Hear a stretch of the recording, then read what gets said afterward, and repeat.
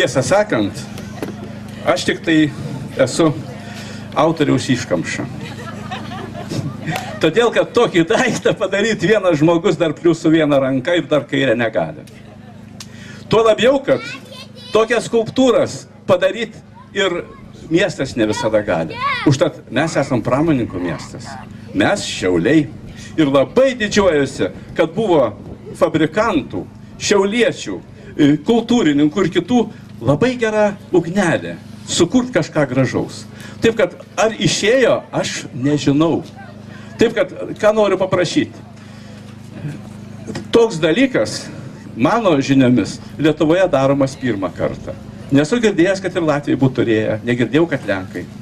Bet galbūt buvo. Taip, kad į šitą reikalą žiūrėkim visi kaip bendraautoriai. Juk tas uždegimas, tai vienas dalykas. Toliau, labai norisi, kad tos liepsnos būtų gyvos. Ir dar svarbiausia, kad visi laukiam, ir aš pats baisiai laukiu, rūpinęs esu, ar pakels tie du karžygiai šitą lanką.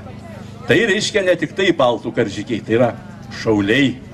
Reiškia mūsų miesto ir pavadinimas, ir tas to mūšio paminėjimas simbolinis bus pavaizduotas.